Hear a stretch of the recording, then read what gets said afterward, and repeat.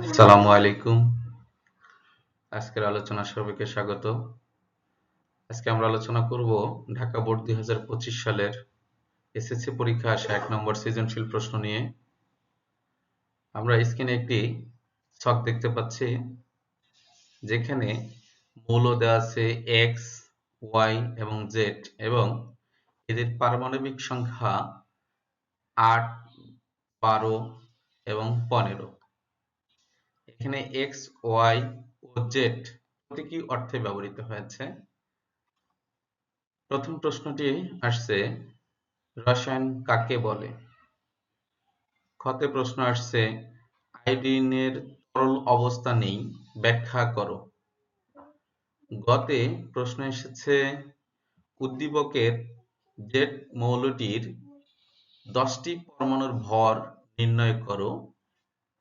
ঘতে প্রশ্ন এসেছে, উদ্দীপকের এক্স, ওয়াই ও জেড মৌল তিনটির ইলেকট্রন আসক্তির ক্রম বিশ্লেষণ করো। আসুন এবার দেখি প্রশ্নগুলোর সঠিক উত্তরগুলো।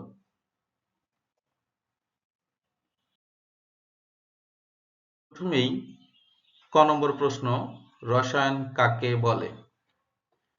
উত্তর হচ্ছে, বিজ্ঞানের যে শাখায় পদার্থের গঠন, পদার্থের ধর্ম এবং পদার্থের পারস্পরিক রূপান্তর ইত্যাদি নিয়ে আলোচনা করা হয় তাকে রসায়ন বলে।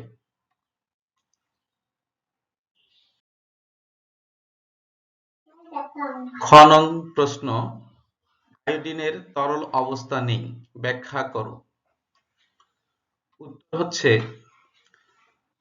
যে সকল পদার্থকে তাপ দিলে কঠিন অবস্থা থেকে সরাসরি গ্যাসীয় অবস্থায় রূপান্তরিত হয়, তরল অবস্থা লাভ করে না, তাদেরকে ঊর্ধ্বপাতিত পদার্থ বলে। এরকমই একটি ঊর্ধ্বপাতিত পদার্থ হচ্ছে আয়োডিন। স্বাভাবিক তাপমাত্রায় এটি কঠিন অবস্থায় থাকে, কিন্তু তাপ দিলে এটি তরলে পরিণত না হয়ে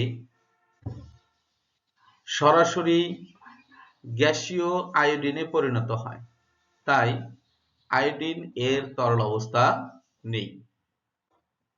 আসুন গ নম্বর প্রশ্নটি দেখি, উদ্দীপকের জেড মৌলটির 10টি পরমাণুর ভর নির্ণয় করো। এর উত্তরে আমরা প্রথমে লিখতে পারি, উদ্দীপকের মৌলটি হচ্ছে ফসফরাস, যেটি এর পারমাণবিক সংখ্যা দেওয়া ছিল 11, অতএব মৌলটি ফসফরাস। এর আপেক্ষিক পারমাণবিক ভর হচ্ছে 31। মোলের সংখ্যা থেকে আমরা পাই, যে কোনো পদার্থের 1 মোল পরিমাণে, যেমন পরমাণুর ক্ষেত্রে 6.023 ইন্টু 1023 টি পরমাণু, অণুর ক্ষেত্রে 6.023 ইন্টু 1023 টি অণু, বা আয়নের ক্ষেত্রে 6.023 ইন্টু 1023 টি আয়ন থাকবে।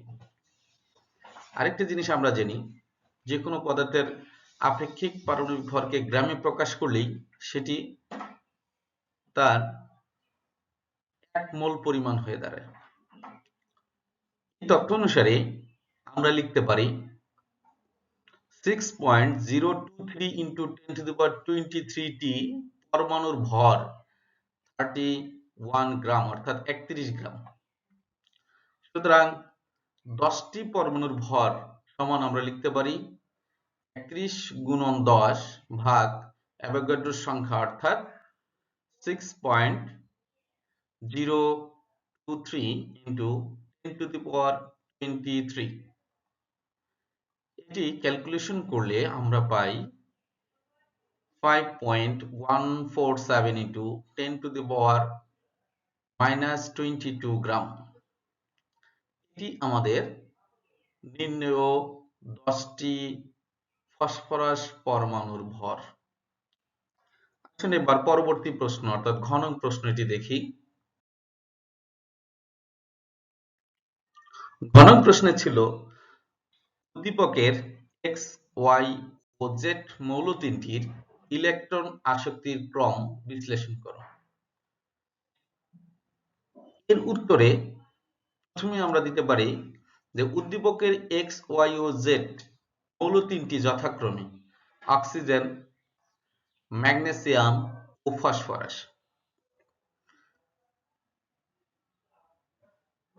গ্যাসীয় অবস্থায় কোন মৌলের বিচ্ছিন্ন এক মোল পরমাণুর বহিস্থ কক্ষপথে এক মোল বিচ্ছিন্ন ইলেকট্রন প্রবেশ করিয়ে এক মোল বিচ্ছিন্ন অ্যানায়নে পরিণত করলে উৎপন্ন শক্তির পরিমাণকে ইলেকট্রন আসক্তি বলে।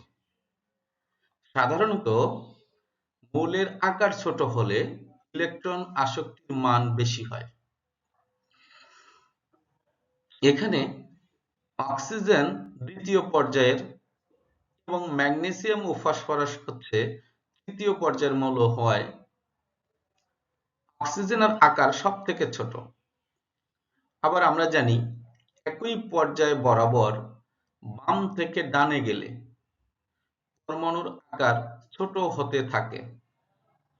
যেহেতু ম্যাগনেসিয়াম ও ফসফরাস একই পর্যায়ের মৌল এবং এদের মধ্যে ফসফরাসের অবস্থান ডানে, এই ফসফরাসের আকার ম্যাগনেসিয়াম অপেক্ষা ছোট।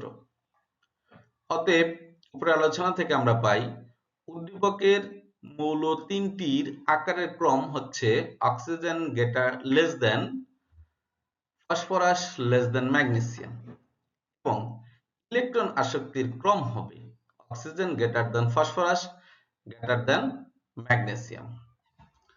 বন্ধুরা, এখানকার উত্তরে প্রথমে আমরা উদ্দীপকের মৌলগুলো সম্পর্কে বলেছি। প্রশ্নটি যেহেতু ইলেকট্রন আসক্তির, তাই আমরা দ্বিতীয় স্টেপে ইলেকট্রন আসক্তির সংজ্ঞাটি দিয়েছি। তৃতীয় স্টেপে তাদের আকার নিয়ে কথা বলে আমরা তাদের ইলেকট্রন আসক্তির ক্রম ব্যাখ্যা করেছি। এতক্ষণ পর্যন্ত আমাদের সাথে থাকার জন্য ধন্যবাদ। আমাদের নেক্সট কোনো ভিডিওর সাথে থাকবেন এই আশায়।